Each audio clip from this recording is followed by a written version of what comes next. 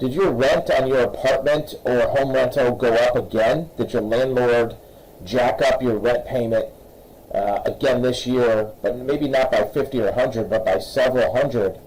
There's probably 5 or 10 different reasons why you think you shouldn't be buying a house right now. Let's go through and take a look and see if any of those are any good and what would be a good reason to purchase a house. Once again, across the country, rents have gone up, and many financial advisors are suggesting that now's the time to buy. And you might think, well, if I can't afford my rent, how can I afford to buy a house? Well, rent went up 13.9% on average. Many markets were 15 to 20%. And a lot of landlords are desperate to get leases signed during the pandemic, but now the rental market looks different, and they have to make up for a lot of their lost rent. In addition to that, the costs that a landlord has are going to go up even more in the next couple of years. Taxes, insurance, maintenance, all those costs are being affected by inflation. And we've talked about that in other videos. So if you think your rent is done going up, guess again. Because next year, when the new values of properties are assessed by the tax collector, the taxes will go up again. When insurance companies look at their loss rates because of inflation, insurance rates will go up again. When landlords take a look and see what kind of deferred maintenance may need to be done on their house, they're going to have to do more maintenance, so they're going to have to raise their rents again. So the upside to buying a home is you get locked in a monthly payment that can't change over time. And mortgage rates, even though they're bumped up, they're still at a low historical value. So let's take a look at what a mortgage would cost. Let's suppose you find a house for $200,000, and you may think that I can't find a house for $200,000. We'll talk about that later in the video. And you can even look at prior videos that have shown we've discovered houses at $200,000 in every market, even right outside New York City, that you can buy for $200,000. And if you get a 30-year mortgage, fixed rate, and I plug in 4.5% interest rate, which is at the top end of the range, you're going to have a base monthly payment of $960 plus estimated tax and insurance. You're still going to be $1,100, $1,200. I'm sure that's less than the rent you're paying now. And this is a house you'll own. In many cases, the obstacle is, well, what about my down payment?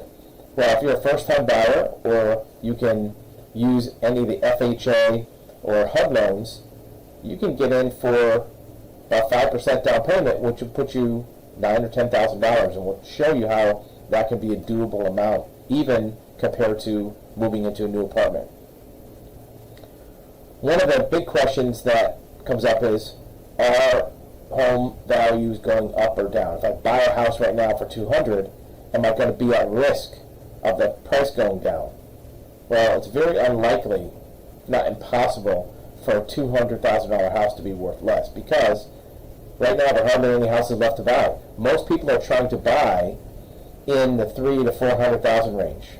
The 200 market isn't yet overheated, yet, because most people are looking at a house as an aesthetic. They want something that's nice. They want something that's finished, not a fixer-upper, that already has granite countertops, stainless steel appliances. If you find a house in a nice area that has a nice property, all of the other superficial things you can change later. If the appliances work, that's all that matters. If the roof doesn't leak, that's all that matters. It's got enough space for you, that's all that matters. Is it a better living arrangement than your apartment? Housing is probably going to keep getting more and more expensive, according to Axios, major financial publication. The supply of houses for sale plunged to record lows, and even in the bidding war, the cost of a mortgage is on the rise. Why it matters? Housing prices have surged over the last 2 years, and it's not over with yet. And we're going to talk about some of the realities of the building industry, why this is not going to change, especially at the lower end. In practice, home prices are supply and demand. Right now, there are estimated 5 million too few houses for the market. And builders are trying to catch up, but they're not building starter homes. According to Realtor.com, the starter home is like the dinosaur. The smaller, more affordable entry-level houses are not profitable for builders to construct. By the time you pay lot fees, permits, impact fees, even the basic cost of having equipment, to build a small house that doesn't sell for much, the builder can't really make enough to make it worthwhile. So they have to build larger houses that are more money. There simply aren't enough entry-level homes to go around, and the numbers are shrinking. So if anything, a $200,000 house is going to be more valuable at the low end of the market, because the supply of starter homes has been slashed by more than half in the past 5 years. This isn't just because of the current real estate market. This has been going on for a while. What's going on? When will it get better? They looked at the data. There are only 300,000 starter homes in the market in September. There are 72 million millennials from 25 to 40. So guess what? The numbers are off. Who is competing for starter homes? Everyone. Retirees, millennials, people downsizing, investors, everybody wants this home. Some of them no longer have starter prices. We talked about that. Used to be in the 159, now it's 260 and up. So finding one at the 200 level right in the middle would be ideal. Here's the kicker. Home builders are not putting up starter homes. The reason why is because it's not profitable. You can't not only make a profit, you can't even break even. We have a division that's a licensed general contractor. We've run the numbers on starter homes. It's almost impossible to build a home that is in the starter market, 250 to 300, and have any kind of profit, especially with the cost of materials and labor. Inventory of starter homes to remain tight, especially in smaller markets. There are many barriers, including higher land and labor costs for builders. And this is from Realtor. This is from a industry insider. Builders are happy about the current market, but not because they're building starter homes. A builder normally purchases land and spends thousands on lumber to put up a house, and the demand is there as long as it's profitable to build. According to Quartz, the U.S. home construction boom is excluding a big group of Americans. Guess who? Starter homes. Two types of housing. Single-family homes. The surge left one group out in the cold. Walkable, semi-urban neighborhoods. Missing middle. Entry-level homes. These buildings, priced on the lower end, offer a more affordable housing option to renters and first-time buyers looking to own a house. It's missing in construction. It's impossible to build these houses, and that's not going to change. This is validated by Fortune magazine, who looked at the same thing and found that housing inventory remains far below pre-pandemic levels. It's getting worse. The inventory crunch isn't just happening in high-priced markets, it's starting to trickle down into entry-level homes. Sold out of homes, according to one realtor. Why is the inventory getting worse? Starts with demand. Is not letting up. We're still amid a 5-year window when millennials are starting to buy houses. This is going to continue. We're just at the early edge of it. Home builders weren't ready for this demographic, and now they're struggling even to fulfill contracts for the existing homes. So let's take a look at how you're going to come up with this down payment.